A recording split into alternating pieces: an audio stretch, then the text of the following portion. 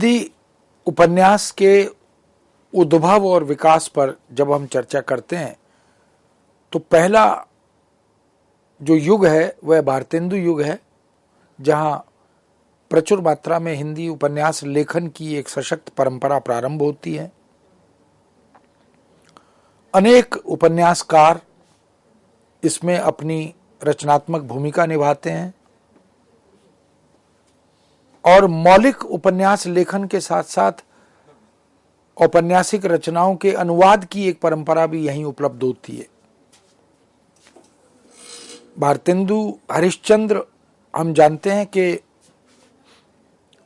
आधुनिक हिंदी के प्रथम युग के प्रणेता और हिंदी गद्य के प्रणेता के रूप में हम उनके प्रदेय को याद करते हैं।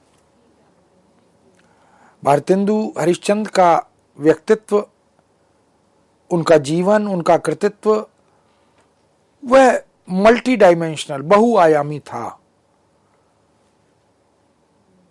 उन्होंने मौलिक सृजन और अनुवाद के साथ साथ हिंदी कविता और हिंदी गद्य, खड़ी बोली गद्य, इसके तमाम आयामों को उद्घाटित करने और उनमें संलग्न होने की प्रेरणा देने का जो काम भारतेंदु मंडल के रचनाकारों के माध्यम से किया, वो वास्तव में स्तुत्य और वंदनीय है।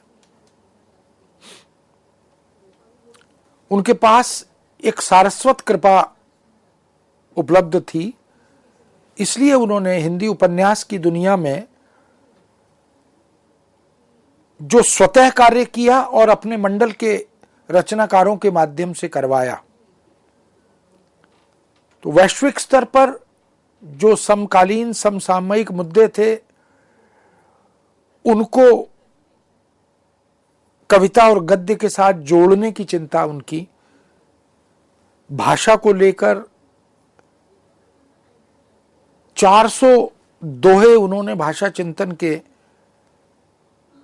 मौलिक रूप से लिखे थे। निज भाषा उन्नति अहे सब उन्नति को मूल।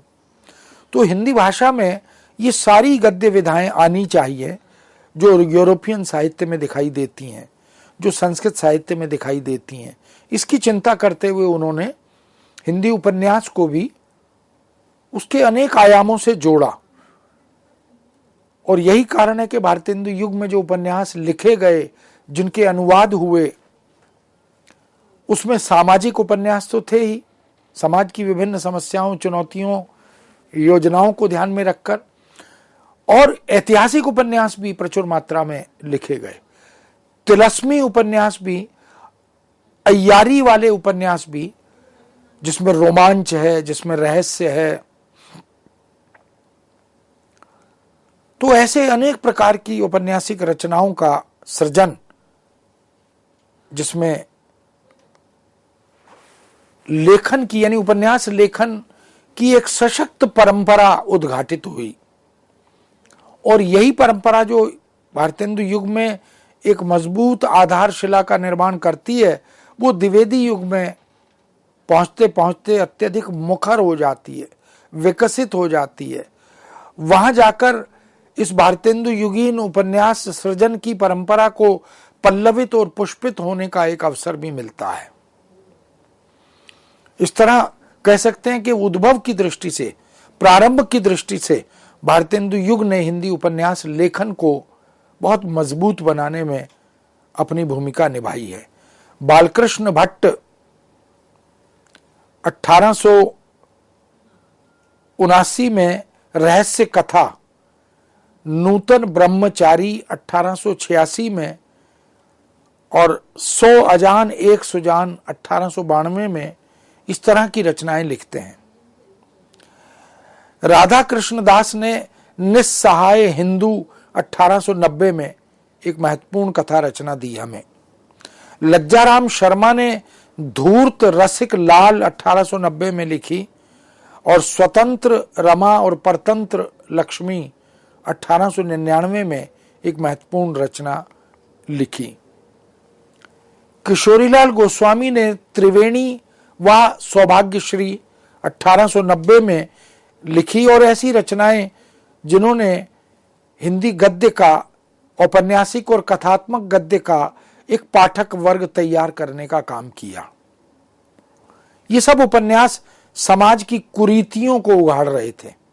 समाज में बहुत से अंधविश्वास, बहुत सी कुरीतियां, बहुत सी ऐसी परंपराएं जो धीरे धीरे ये ज्ञात हो रहा था कि ये त्याज्य है, इनकी जकड़न से समाज को बाहर निकलने की आवश्यकता है। इसलिए ऐसी दकियानुसी मान्यताओं और कुरीतियों की निंदा करते हुए, उनकी आलोचना करते हुए, भारतीय सभ्यता और संस्कृति के मानक मूल्यों की प्रतिष्ठा करते हुए अनेक उपन्यास लिखने का सिलसिला भारतेंदु युग में प्रारंभ हुआ। इन उपन्यासों ने आदर्श परिवार और आदर्श समाज की रचना स्थापना का आह्वान किया। यानी परिवार में आदर्श क्या हो, या आदर्श परिवार किसे माने, जिसका अनुसरण, जिसका अनुकरण बाकी संसार के लोग, दुनिया के लोग, भारत के लोग भी कर सकें। हम किस आदर्श समाज की परिकल्पना करते हैं, करना चाहते हैं, किस राज्य की स्थापना करना चाहते हैं, इस सब की चर्चा भी इन उपन्यासों में एक उद्देश्य और संदेश के माध्यम से की गई। इसी युग में ऐतिहासिक उपन्यास अल्प स्तर पर और सामाजिक उपन्यास अधिक स्तर पर लिखे गए। इस युग में किशोरीलाल गोस्वामी का बड़ा चर्चित उपन्यास लवंग लता 1890 में प्रकाश में आया था।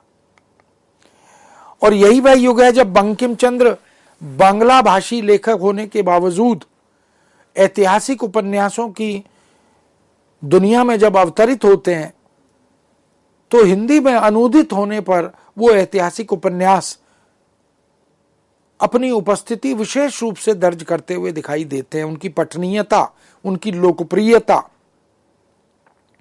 और बंकिम चंद्र की रचना धर्मिता, इसकी धूम न केवल बंगाल में, बंगला भाषा में, बल्कि हिंदी में भी दिखाई देती है।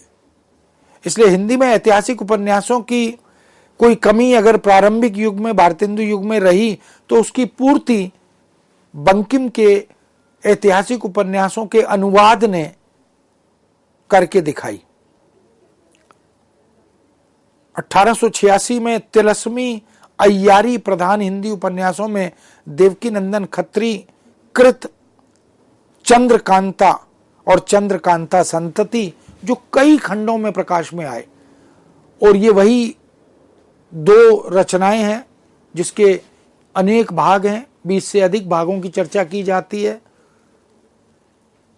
इन दोनों उपन्यासों को पढ़ने के लिए पूरे भारत में लाखों लोगों ने हिंदी सीखी, क्योंकि इन उपन्यासों की जो कथा वस्तु थी वो बड़ी विमुग्धकारी, वो कुछ कुछ तिलस्मी अय्यारी से भरी हुई थी। उसकी पठनीयता विलक्षण थी। यही कारण है कि विगत कुछ वर्ष पहले चंद्रकांता और चंद्रकांता संतति पर दूरदर्शन के लिए धारावाहिकों का भी निर्माण हुआ, और वो लंबे समय तक चलने वाले लोकप्रिय धारावाहिक बनकर हमारे सामने आए। नरेंद्र मोहिनी 1893 में लिखा गया उपन्यास, वीरेंद्र वीर 1895 में, कुसुम कुमारी 1899 में, ऐसी अनेक महत्वपूर्ण और उल्लेखनीय औपन्यासिक रचनाएं हिंदी जगत के समक्ष आईं। हरे कृष्ण जौहर ने कुसुम लता नाम से 1899 में इसी श्रृंखला में महत्वपूर्ण औपन्यासिक सृजन किया।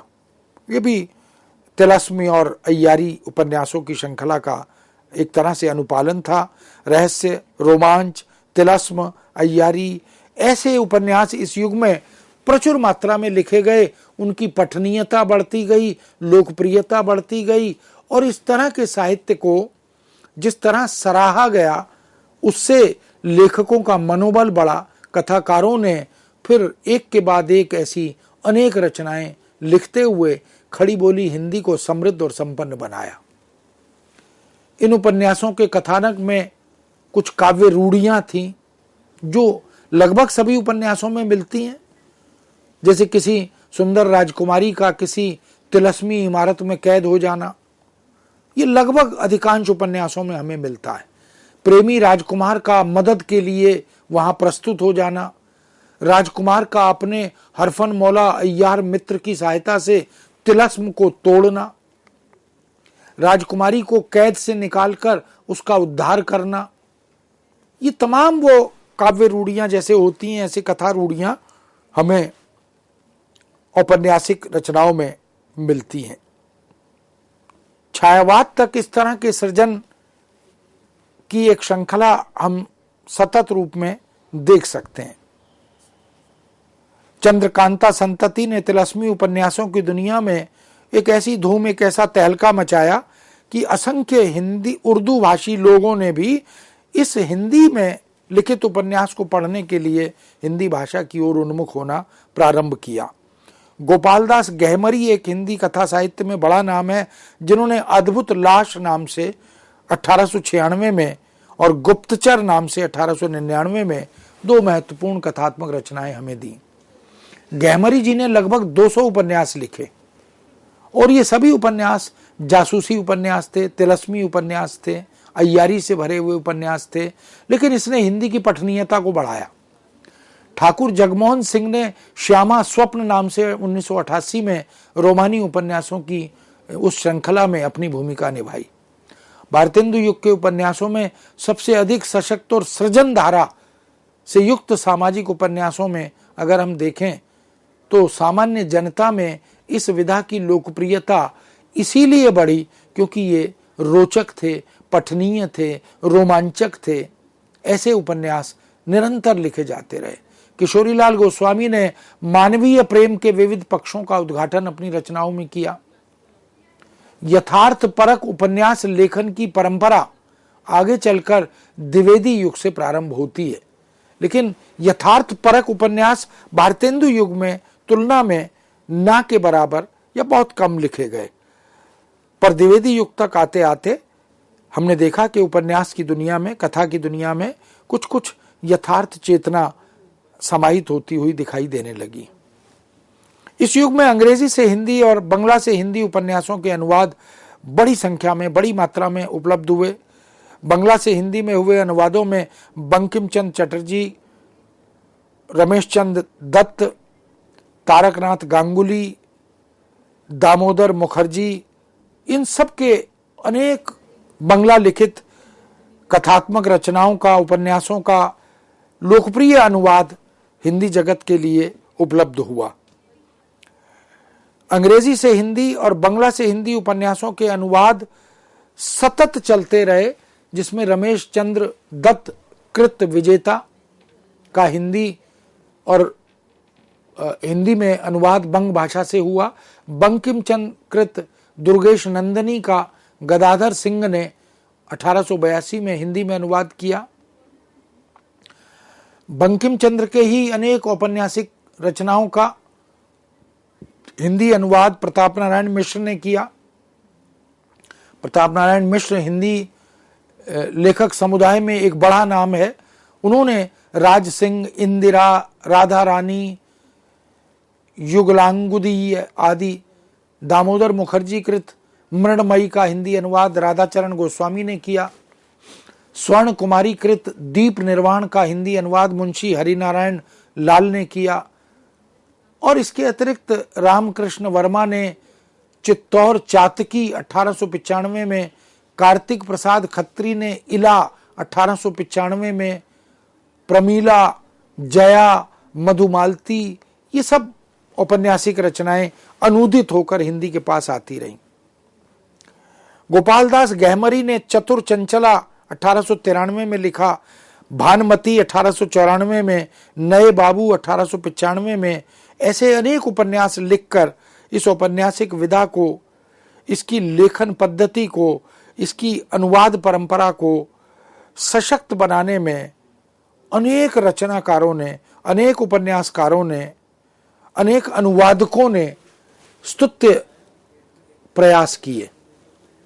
हिंदी लेखकों को उपन्यास सृजन का संस्कार मूलतः तो बंगला से मिला, बंगला कथा साहित्य से मिला, और राष्ट्रीय जागरण का मूल मंत्र भी बंगला भाषा में लिखित रचनाओं से ही प्राप्त हुआ। मराठी और उर्दू से भी हिंदी में अनेक अनुवाद हुए। अंग्रेजी से हिंदी अनुवाद भी इस युग में अच्छी खासी संख्या में हुए। कहीं तो अंग्रेजी रचनाओं का सीधा सटीक अनुवाद किया गया और कहीं प्रेरणा लेकर हिंदी में उसे मौलिक रचना बनाकर प्रस्तुत करने का काम भी चलता रहा। भारतेंदु हरिश्चंद्र ने मराठी उपन्यास पूर्ण प्रकाश चंद्र प्रभा का हिंदी में अनुवाद किया। उर्दू भाषा से हिंदी में जो अनुवाद हुए उसमें रामकृष्ण वर्मा ने संसार दर्पण 1885 में, ऊमला वृत्तांतमाला 1884 में, ठग वृत्तांतमाला 1889 में, पुलिस वृत्तांतमाला 1890 में, ऐसी बहुत सी औपन्यासिक रचनाएं हमें मिलती हैं जो अनुवाद के माध्यम से हिंदी जगत में अपनी सशक्त उपस्थिति दर्ज करती हैं।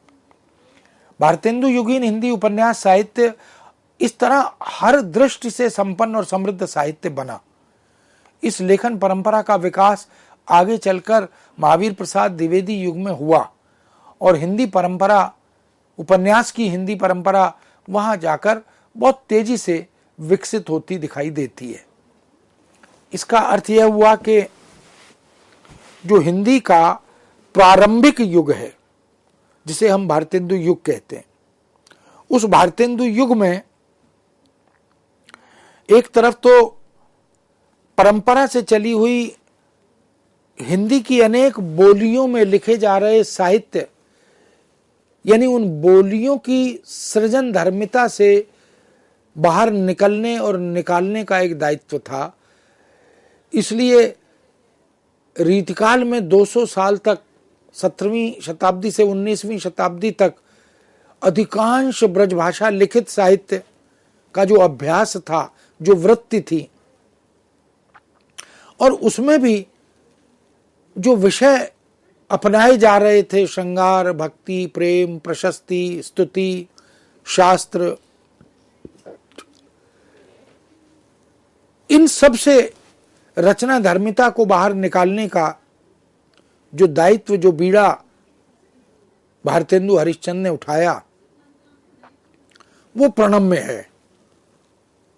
उन्होंने युग की स्थिति को, युग के बोध को समझा।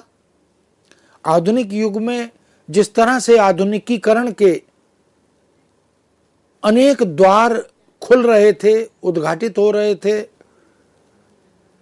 देश विदेश से परिवर्तन की जो लहर चल रही थी, जागरण और नव जागरण का जो आगमन हो रहा था, उन सब के मनोविज्ञान को समझा। इस भारतेंदु हरिश्चंद्र ने जिस आधारशिला को स्थापित किया, उस पर एक सशक्त, सुदीर्घ भवन भाषा का, साहित्य की विधाओं का, गद्य की विधाओं का, वो निश्चित रूप से महावीर प्रसाद द्विवेदी ने निर्मित किया।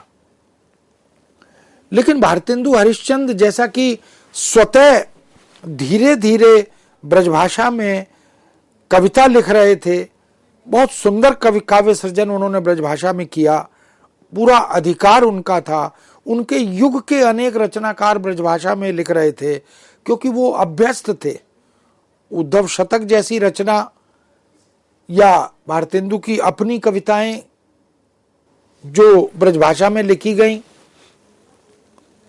और अपने मंडल के कवियों को प्रेरित करके उन्होंने खड़ी बोली हिंदी में गद्य लेखन का जो मार्ग प्रशस्त किया, उद्घाटित किया। उस दृष्टि से अगर हम देखें तो ये एक बड़ा, एक चुनौती भरा, एक विलक्षण दायित्व था जिसका निर्वाह भारतेंदु हरिश्चंद्र ने एक कुशल नेतृत्व के माध्यम से किया। रचनाकारों को प्रेरित किया, रचनाकारों को का मार्ग प्रशस्त किया, उन्हें विश्व साहित्य से जुड़ने की राह दिखाई, और एक प्रकार से उन्होंने आह्वान किया कि अब देश को आवश्यकता है गद्य साहित्य में लेखन की, गद्य की विधाओं के विकास की, क्योंकि उन्हीं के माध्यम से हम विचार और चिंतन को, हम दुनिया के अद्यतन अधुनातन ज्ञान और विकास को उपस्थित करा सकते हैं। और अब इन पारंपरिक विषयों से बाहर निकलकर श्रृंगार और भक्ति से, प्रेम और प्रशस्ति से, शास्त्र से, इनसे बाहर निकल के अब हम देखें कि भारत में वह भारत जो आजादी का स्वप्न देख रहा है, वह भारत जिसे नव जागरण की चेतना से जोड़ने की अत्यंत प्रबल आवश्यकता है। इसलिए उन्होंने अपनी रचना धर्मिता को धीरे धीरे ब्रजभाषा से खड़ी बोली की ओर अग्रसर किया। न केवल मौलिक सृजन किया बल्कि खड़ी बोली हिंदी में अंग्रेजी की रचनाओं का, संस्कृत की रचनाओं का अनुवाद भी किया। वो बताना चाहते थे खड़ी बोली हिंदी एक सशक्त और समर्थ भाषा है जिसमें हम गद्य की अनेक विधाओं का सृजन कर सकते हैं। इसलिए उन्होंने औपन्यासिक रचनाओं की दृष्टि से, जैसे दुर्लभ बंधु नाम से उन्होंने मर्चेंट ऑफ वेनिस का जो अनुवाद किया, उसमें उस मौलिक सृजन शक्ति का परिचय दिया, अपनी रचना धार्मिता और कल्पनाशीलता का परिचय दिया। इस तरह से उन्होंने शीर्षकों के अनुवाद में भी मौलिकता का परिचय दिया। तो हम देख सकते हैं कि भारतेंदु युग में जो हिंदी उपन्यास, हिंदी कहानी, हिंदी नाटक, हिंदी एकांकी का लेखन हुआ, और वही युग है जब धीरे धीरे पत्रकारिता भी अपने पंख पसार रही थी। यही वह युग है जब हम आजादी के स्वप्न जो हम संजो रहे थे उन्हें सशक्त बनाने, मुखर बनाने का एक मार्ग खुल रहा था, जिसका विधिवत उद्घाटन आगे चलकर द्विवेदी युग में और फिर छायावाद तक आते आते तो हिमाद्रि तुंग शुंग से प्रबुद्ध शुद्ध भारती, और छायावाद तक आते आते तो महाकवि प्रसाद जैसे रचनाकार, निराला जैसे रचनाकार, पंत जैसे और महादेवी जैसे रचनाकार गद्य लेखन में अपनी विलक्षण शक्ति का परिचय देते हैं। कंकाल और तितली जैसे दो उपन्यास प्रसाद ने लिखे, और स्वयं निराला कथात्मक रचनाएं लिखते हुए अपनी गद्य भाषा पर अधिकार चेतना से अवगत कराते हुए दिखाई देते हैं। पल्लव की भूमिका से पंत ने अपनी उपस्थिति गद्य की दृष्टि से की है,